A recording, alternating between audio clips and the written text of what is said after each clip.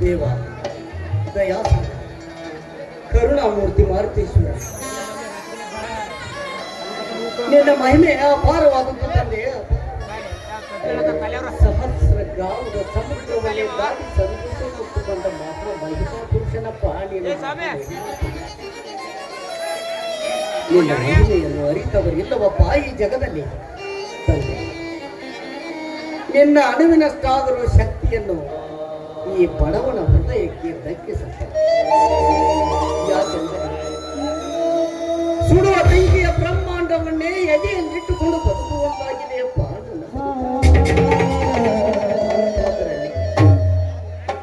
ಬೆಳೆದು ನಿಂತಿರುವ ತಮ್ಮಂದಿರಿಬ್ಬರ ಮದುವೆಯನ್ನು ಮಾಡಬೇಕು. ಸತ್ತು ಹೋದ ಮಗಳು ಹೊರದೇಸಿ ಗಂಗಾ ನಾನೇ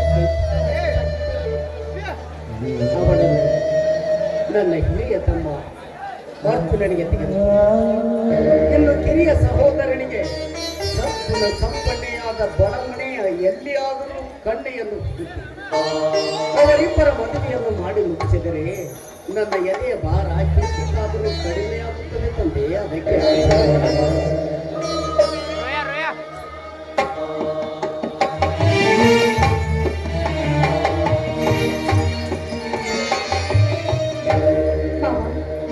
ಯಾರ್ದು ಏನೋ ಮದುವೆ ವಿಚಾರ ಮಾತಾಡ್ತಾ ನಿಂತಿರ್ತೀರ? ಯಾರ್ದು ಮಾವ?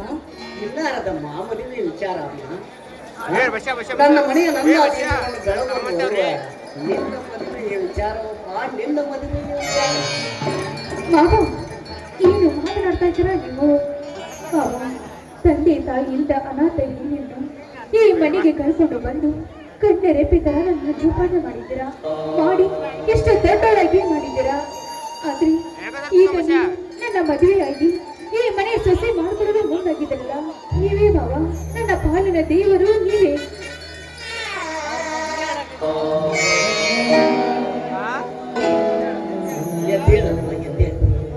ನೂರು ಕಾಲ ಚಿರಂಜೀವಿಯಾಗಿ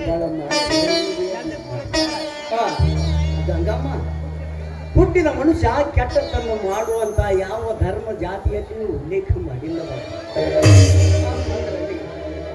ಮಾಡಿದ ಪಾಪಕ್ಕೆ ಮನವೇ ಸಾಕ್ಷಿ, ನೋಡಿದ ಬಾವಿಗೆ ಜಲವೇ ಸಾಕ್ಷಿ ಎನ್ನುವಂತೆ ಸತ್ತು ನಮ್ಮ ಮಕ್ಕಳ ಮಗಳಾದರೇನು ನ್ಯಾಯ ನೀತಿ ಧರ್ಮದ ಜಪವನ್ನೇ ಮಾಡುತ್ತಿರುವೆಯಲ್ಲಮ್ಮ. ನಮ್ಮಂತವರಾದರೂ ಆ ಧರ್ಮವನ್ನು ಎತ್ತಿ ಹಿಡಿಯಲೇಬೇಕಲ್ಲಮ್ಮ. ಎತ್ತಿ ಹಿಡಿಯಲೇಬೇಕಲ್ಲ ಮಾವ. ಆವಾಗ ಪಾರವಾದ ಪಾಪಕ್ಕೆ ಘೋರವಾದ ಶಿಕ್ಷೆ ಕೊಡ್ತಾನೆ ಆಗಿದೆ. ಅಲ್ಲಿವರೆಗೂ ನಮಗೆ ಎಷ್ಟೇ ಕಷ್ಟ ಬಂದು ಕೂಡ ನಾವು ಕಾಯಬೇಕು ಅಷ್ಟೇ ಮಾವ. ನಿಜಾನಮ್ಮ, ಸಿಡಿಲಿಗೆ ಎದುರಿ ಕುಡಿ ಹೋಗ್ಕರೆ ಕುಡಿಯಲ್ಲಿರುವ ಕಲ್ಲಿನ ಕೊಲೆ ತಲೆ ಮೇಲೆ ಬಾರದು ಬಪ್ಪದು ಬಪ್ಪದು ತಪ್ಪದಮ್ಮ. ಗಂಗಾ, ಬಂದದ್ದನ್ನು ಅನುಭವಿಸಲೇಬೇಕಮ್ಮ, ಅನುಭವಿಸಲೇಬೇಕು. ಗಂಗಾ, ನಿನ್ನನ್ನೊಂದು ಮಾತು ಕೇಳಬೇಕೆಂದಿರುವೆ. ನನ್ನ ಹಿರಿಯ ತಮ್ಮ ಅರ್ಜುನ ಇದ್ದಾನಲ್ಲ, ಅವನು ನಿನಗೆ ಇಷ್ಟನಾ? ಬಾಬಾ, ಹೂವಿನ ಜೊತೆಗೆ ನಾರು ಸ್ವರ್ಗ ಸೇರಿದಂತೆ ಕೋಟೆ ಗಿದ್ದೆಗಿಂತ ಮೇಟು ಇದ್ದ ಅಂತ ನನ್ನ ಮಾವನ ಸತ್ಯ ಆಗ್ಬೇಕಾದ್ರೆ ನಾನೇನು 7 ಕೋಟದಲ್ಲಿ ಪುಣ್ಯ ಮಾಡಿ ಬಂದಿದ್ದೇನೆ ಮಾವ, ಪುಣ್ಯ ಮಾಡಿ ಬಂದಿದ್ದೇನೆ. ಗಂಗಾ, ಒಳ್ಳೆಯ ಗಂಡನಾದರೆ ಒಡವೇನೇ ಬೇಡ, ರಾಗಿ ಹಿಟ್ಟಾದರೆ ಅನ್ನನೇ ಬೇಡ ಅನ್ನೋ ಒಳ್ಳೆಯ ನಾನೆನ್ನದಮ್ಮ. ಗಂಗಾ, ದಾರಿ ಇಲ್ಲದ್ದು ಮನೆಯಲ್ಲ, ಕೆರೆ ಇಲ್ಲದ್ದು ಊರಲ್ಲ ಅನ್ನೋ ಹಿರಿಯರ ಮಾತು ಸತ್ಯನಮ್ಮ. ನಾರಿಯ ಬಳೆ ಸಪ್ಪಳವನ್ನೇ ಕಾಣದ ನನ್ನ ಮನೆಗೆ ಬರುವ ಬಂಗಾರದ ಕಳಸವಮ್ಮ ನೀನು, ಬಂಗಾರದ ಕಳಸ. ಗಂಗಾ, ನಿನ್ನಂತಹ ನಾರಿ ಗುಣದ ಹೆಣ್ಣು ಮಕ್ಕಳ ಗುಣವನ್ನರಿತೇ ನಮ್ಮೆಲ್ಲರ ಅಣ್ಣನವರಾದ ಡಾಕ್ಟರ್ ರಾಜ್ಕುಮಾರ್ ಅಣ್ಣ ಅವರು ಒಂದು ಹಾಡು ಹೇಳಿದ್ದಾರೆ, ಗೊತ್ತೇನಮ್ಮ ನಿನಗೆ? ಅರಿಶಿನ ಕುಂಕುಮ ಭಾಗ್ಯದ ಸಂಗಮ, ಅರಿಶಿನ ಕುಂಕುಮ ಪುಣ್ಯದ ಸಂಗಮ, ಸಾವಿನಾಶಯು ನಾರಿ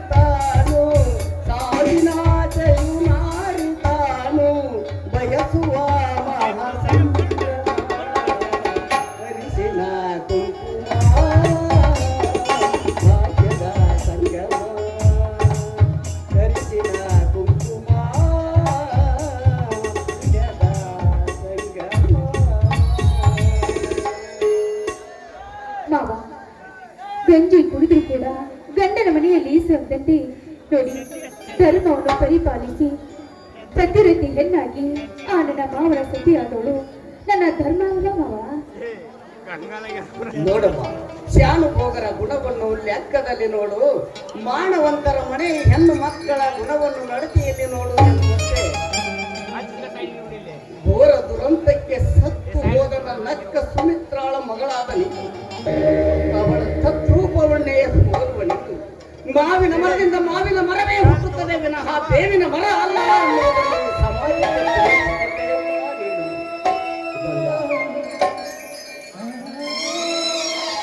ಮಾವ ಅಲ್ಲಿ ನೋಡಿ ಮಾವ, ಶಂಕರ ಮಾವ ಈ ಕಡೆ ಬಂದಂತೆ ಕಾಣ್ತಾ ಇದೆ.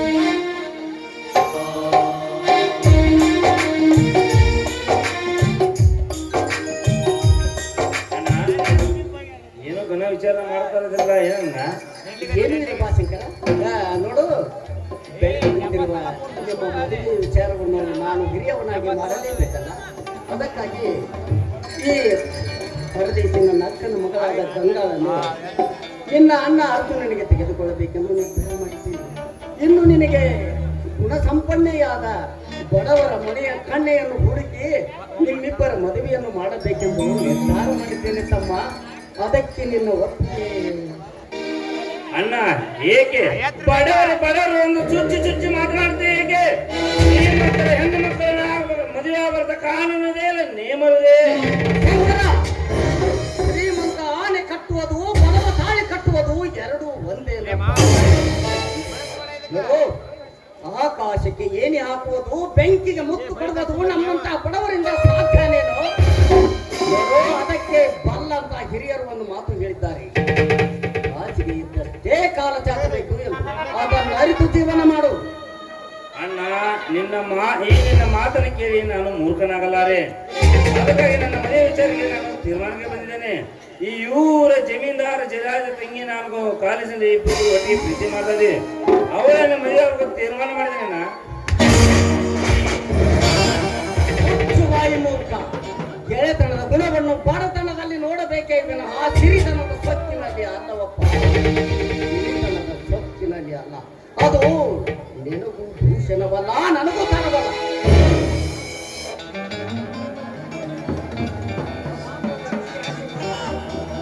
ನೋಡೋದು ಶ್ರೀಮಂತಿಕೆಗೆ ಆಸೆ ಪಟ್ಟರೆ ನಿನ್ನ ಚಟ್ಟ ಕಟ್ಟುವರು ಜೋಪಾನ.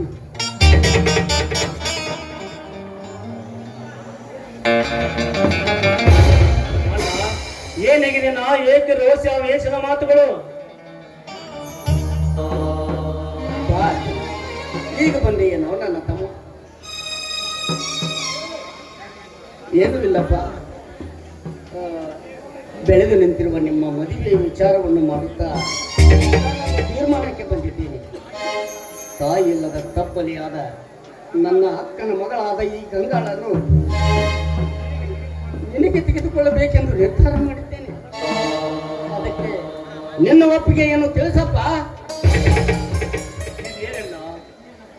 ನಿನ್ನ ಮಾತು ತಾಯಿಲ್ಲದ ತಪ್ಪಲಿ ತಂದು ನನ್ನ ಸಾಕಿ ಸಲಿಗಿದ್ದು ಪಾಠ ಮಾಡಿ ಕೊಟ್ಟವಳನ್ನ ಕಾಂತಲ್ಲೇ ನಿನ್ನ ಒಪ್ಪಿಗೆಯಲ್ಲಿ ಕೊಡುವ ನಾನು ಗಡ್ಡ ನನ್ನ ನಾಯಿ ತಮ್ಮ. ಅತ್ತವ ಕೊಟ್ಟ ಅಂಬರದಕ್ಕಿಂತ ಎತ್ತವ ಕೊಡುವ ಅಂಬಲಿ ಲೇಸುವಣ್ಣವನ್ನ ಅನ್ನೋರು. ನೀನು ಯಾವ ಹುಡುಗಿನ ತೋರಿಸಿದ್ರು ನನ್ನ ಕಣ್ಣು ಮುಚ್ಚಿ ತಾಳಿ ಕಟ್ಟುವಣ್ಣ, ತಾಳಿ ಕಟ್ಟುವೆ. ಸಾರ್ಥಕವಾಯಿತು ತಮ್ಮ, ನನ್ನ ಜನ್ಮ ಸಾರ್ಥಕ.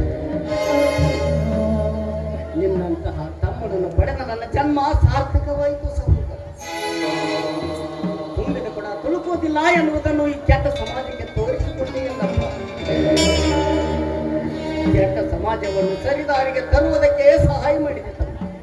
ಇಂತಹ ಕೆಟ್ಟ ಕಲಿಕಾಲದಲ್ಲಿಯೂ ನಿನ್ನಂತಹ ಸಹೋದರರಿರುವುದರಿಂದಲೇ ನನ್ನಂತಹ ಹಿರಿಯ ಅಣ್ಣನಿಗೆ ಅಪಾರವಾದ ಬೆಲೆ ಇದೆಯಪ್ಪ, ಅಪಾರವಾದ ಬೆಲೆ. ಲೇ ಶಂಕರ, ನೋಡು ನಿನ್ನ ಅಣ್ಣನನ್ನಾದರೂ ನೋಡಿ ಕಲಿತುಕೋ. ಆವಾಗಲಾದರೂ ನಿನಗೆ ಬುದ್ಧಿ ಬಂದಿತ್ತು. ಮಾವ ಹೋಗ್ಲಿ ಬಿಡು ಮಾವ, ನಿಮ್ಗೆ ಎದುರು ನಿಂತು ಮಾತನಾಡಬೇಕು ಅಂತ ಮಾತನಾಡಿಲ್ಲ ಮಾವ. ಮಾವ ಅರಸನ ಮಗಳು ಆದ್ರೂ ಕೂಡ ಪುರುಷನಿಗೆ ಸದ್ಯ ಆಗ್ಲೇಬೇಕು ಅಲ್ವಾ ಮಾವ? ಶಂಕರ ಮಾವ ಇಷ್ಟಪಟ್ಟದಲ್ಲಿ ತಪ್ಪಿತ್ತು ಮಾವ.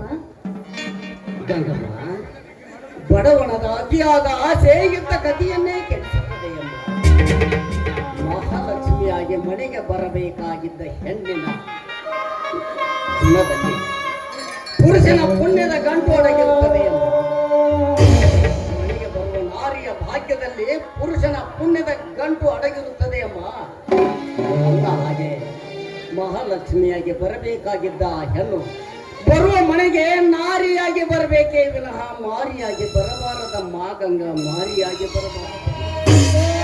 ಹೋಗಲಿ ಬಿಡಲ್ಲ. ಎಷ್ಟೇ ಆದರೂ ನಮ್ಮ ಇಬ್ಬರ ಮುದ್ದಿನ ತಮ್ಮ ಶಂಕರ ಅಂತ ಹುಡುಗಿನಾರು ಪ್ರೀತಿ ಮಾಡಲಿ ಅವಳನ್ನೇ ತನ್ನ ನಮ್ಮ ಮನೆ ತೋರಿಸೋಣ. ಹಾ ನೋಡಿ ಶಂಕರ, ಈಗಿನ ಕಾಲದಲ್ಲಿ ಪ್ರೀತಿ ಪ್ರೇಮ ಅಂದ್ರೆ ಒಂಥರ ಪ್ಯಾಶನ್ ಇದ್ದಂಗಾಗಿದೆ ಈ ಕಾಲದಲ್ಲಿ. ಹಾ ನೋಡಿ ಶಂಕರ, ನೀನು ಯಾವ ಹುಡುಗಿನ ಪ್ರೀತಿ ಮಾಡಿದ್ದಿ? ಯಾವ ಊರು ಹೇಳಪ್ಪ, ಹೇಳು ಅಣ್ಣ. ಅದು ಹೇಳಪ್ಪ, ಹೇಳು. ನಿನ್ನ ಅಣ್ಣ ಒಡ ಹುಟ್ಟಿದ ಅಣ್ಣ ಕೇಳುತ್ತಿದ್ದಾನೆ ತಾನೇ? ಹೇಳು. ಶಂಕರ, ನಿನ್ನ ಪ್ರೀತಿ ಶ್ರೀ ಸಂಪತ್ತಿನ ಕೋಪಕ್ಕೋ ಇಲ್ಲ ಪಾಣತರ ನೆಮ್ಮದಿಗೋ ಕೆಟ್ಟ ಇಸ ಸರ್ಪ ಜೊತೆ ಸಂಬಂಧ ಬೆಳೆಸುವುದು ಇದೀಗ ಜಗತ್ತು ಎಷ್ಟೇ ಅಲ್ಲಪ್ಪ. ಬಿಟ್ಟು ನೀನು ಶ್ರೀಮಂತರ ಮಣಿ ಹೆಣ್ಣ ಬೇಕಾದ್ರು ಯಾವ ಊರಿನಲ್ಲಿ ಶ್ರೀಮಂತರ ಮಣಿ ಹೆಣ್ಣಾದ್ರು ನೋಡು, ನನ್ನ ಸರ್ವ ಆಸ್ತಿನೆಲ್ಲ ಮಾರಿ ನಿನ್ನ ಈ ಊರಲ್ಲಿ ಯಾರು ಮದುವೆ ಮಾಡುವ ಆ ತರ ಮದುವೆ ಮಾಡಿ ತೋರಿಸ್ತೇನೆ.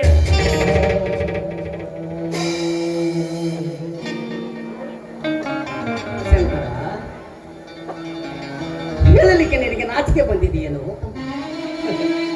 ಅರ್ಜುನ?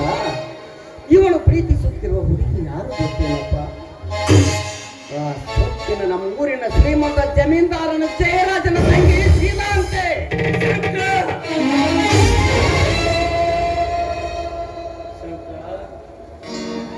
ಇದೇನಪ್ಪ ನೀನು ಹೇಳ್ತಿರು?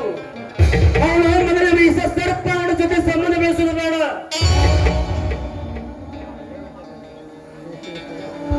ಅಣ್ಣ, ಏನ್ ಮಾತನಾಡ್ತೀರಿ? ನಾನೊಬ್ಬ ವಿದ್ಯಾವಂತ, ನಂದು ಮರೆಯಬೇಡಿ.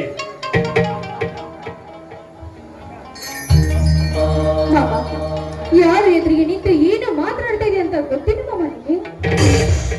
ನೋಡಮ್ಮ ಗಂಗಾ, ನೋಡಣ್ಣ, ನಾನು ಅವಳನ್ನೇ ಪ್ರೇಕ್ಷಿಸಿದ್ರು, ಅವಳನ್ನೇ ಮದುವೆ ಆಗೋದು. ಶಂಕರ, ನೋಡಿದೀಯ ಅರ್ಜುನ, ನಿನ್ನ ತಮ್ಮ ಆಡುತ್ತಿರುವ ಎಂತಹ ಸೊಕ್ಕಿನ ಮಾತುಗಳು. ಪ್ರೀತಿಯ ಹುಚ್ಚನ್ನು ನೆತ್ತಿಗೇರಿಸಿಕೊಂಡು ಹಿರಿಯರು ಕಿರಿಯರು ಎನ್ನುವುದನ್ನು ಮರೆತು ಮಂಗನಂತೆ ಮಾತನಾಡುತ್ತಿದ್ದಾನೆ ತಮ್ಮ. ಹೆಣ್ಣಿಗಾಗಿ ರಾವಣ ಕೆಟ್ಟ, ಮಣ್ಣಿಗಾಗಿ ಕೌರವ ಕೆಟ್ಟ ಅನ್ನುತ್ತಾರಲ್ಲ, ಹಾಗೆ ಈ ವಿಷಯ ಇನ್ನೂ ಅದೆಲ್ಲಿಗೆ ಹೋಗಿ ಮುಟ್ಟುತ್ತದೆಯೋ ಯಾರಿಗೆ ತಮ್ಮ. ಅರ್ಜುನ, ಈ ವಿಷಯದ ಭಾರವನ್ನು ನಿನ್ನ ತಲೆ ಮೇಲೆ ಹಾಕಿದ್ದೇನಪ್ಪ. ಅದು ಯಾಗ ಬಗೆಹರಿಸ್ತೋ ಹರಿಸುತ್ತ.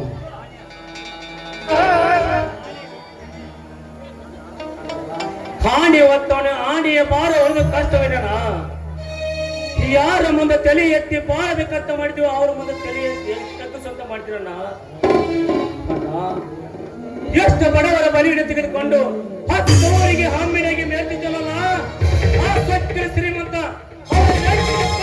ಕತ್ತರಿಸಿ ಅವ್ರು ಇದೇ ಜನರಿಂದ ಅನ್ಯಾಯನ ಮಾಡಿದ ಅವರು ಜನರಿಂದ ತೀರ್ಪು ಅಂತಗೊಳಿಸಿದ್ದಾರೆ, ಉಳಿಸಕತ್ತ ಮಾಡಿದ್ರಣ್ಣ. ಹಾಗಾಗಿ ನಮ್ಮ ತಮ್ಮ ಶಂಕರನ ಕೈ ಕಟ್ಟಿ ಹಾಕಿ ಬಿಟ್ಟಿದ್ದಾನಪ್ಪ, ಕೈ ಕಟ್ಟಿ ಹಾಕಿ ಬಿಟ್ಟಿದ್ದಾನೆ. ಸಮಾಧಾನ ಮಾಡಿಕೋ ಅರ್ಜುನ. ಮುತ್ತು ಕೊಡುವವಳು ಬಂದಾಗ ತುತ್ತು ಕೊಟ್ಟವಳು ಯಾವ ಮೀಸೆ ಚಿಗುರಿದ್ದವನಿಗೆ ಮೂಜನ ನೆನಪು. ಈಗ ನಾವು ಅವನಿಗೆ ಯಾವ ಸ್ಥಿತಿಯಿಂದ ಬುದ್ಧಿ ಹೇಳಿದರು ಹೆಣ್ಣಿನ ಕಾಮ ಪಿಪಾಸುವಾಗಿರುವ ಇವನೀಗ ಹೇಳುವ ಸ್ಥಿತಿಯಲ್ಲಿ ಎಲ್ಲ ತಮ್ಮ ಬುದ್ಧಿ ಕೇಳುವ ಸ್ಥಿತಿಯಲ್ಲಿ. ಇವನಿಗೆ ಬುದ್ಧಿ ಹೇಳುವುದು ಬೋರ್ಕಲ್ಲಿನ ಮೇಲೆ ನೀರು ಸುರಿದು ಬೆಳೆ ಬೆಳೆಯುವುದು.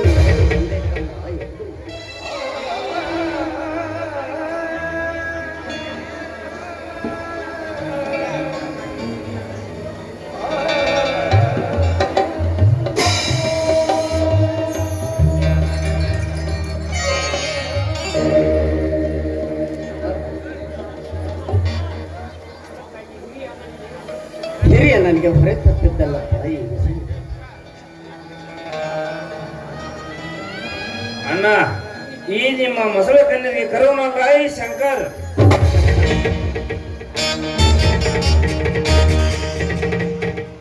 ಏನೆಂದು ಮೊಸಳೆ ಕಣ್ಣೀರ ಆಯ್ತಪ್ಪ, ಅವಳು ಇಷ್ಟದಂತೆಯ ನಾನು ಒಂದಿಷ್ಟು ಹೊರಗಡೆ ಕೆಲಸದ ನಾನೇನು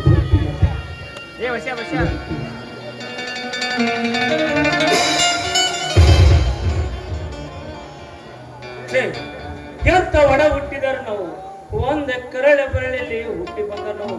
ಅಣ್ಣನ ಮಾತಿಗೆ ಬೆಲೆ ಕೊಡದೆ ಹಾಗೆ ಹೋಗಿ ಬಿಟ್ಟಲ್ಲ. ಹಾ ನೋಡು ಗಂಗಾ, ನೀನಾದ್ರೂ ಮದುವೆಗೆ ನನ್ನ ಅಣ್ಣನ ಒಪ್ಪಿಕೊಂಡು ನಿನ್ನ ಮನಸ್ಸಾರು ಒಪ್ಪಿಕೊಂಡು ಹೇಳು ಗಂಗಾ. ಮಾವ, ಅದಕ್ಕೆ ಚಿಂತೆ ಮಾಡ್ತಾ ಇದ್ರ ಮಾವ? ಈಗಾಗಲೇ ಶಂಕರ ಮಾವ ಪ್ರೀತಿ ಎಂಬ ಬಲಿಗೆ ಬಿಟ್ಬಿಟ್ಟಿದ್ದಾನೆ. ಮಿಂಚು ಹೋದ ಕಾಲಕ್ಕೆ ಚಿಂತಿದ್ರೆ ಫಲವಿಲ್ಲ ಮಾವ, ಫಲವಿಲ್ಲ. ಅವನು ಇಷ್ಟದಂತೆ ಮದುವೆ ಮಾಡಿಬಿಡೋಣ ಮಾವ. ನಿನಗಿದ್ದಷ್ಟು ಬುದ್ಧಿ ನನ್ನ ತಮ್ಮನಿಗೆ ಕೂಡ ಇಲ್ಲಲ್ಲ ಗಂಗಾ. ಹಾ ಗಂಗಾ, ಮಾವ, ಈ ಒಪ್ಪಿಗೆಯನ್ನು ನಾನು ಅಪ್ಪಿಕೊಂಡು ಈ ನಿನ್ನ ಕತ್ತನ್ನು ನಾನು ನಿಮಗೆ ಒಪ್ಪಿಸ್ತಾ ಇದ್ದೀನಿ ಮಾವ. ನಿಮ್ಮನ್ನ ಮದುವೆ ಆಗಲು ನನಗೆ ಇಷ್ಟ ಇದೆ. ನನಗೆ ಆಶೀರ್ವಾದ ಮಾಡಿ ಮಾವ. ಮೆಚ್ಚಿದೆ ಗಂಗಾ, ನಿನ್ನ ಮಾತು ಮೆಚ್ಚಿದೆ. ಒಪ್ಪಿಗೆ ನಿನ್ನ ಮಾತಿಗೆ ಮೆಚ್ಚಿಕೊಂಡು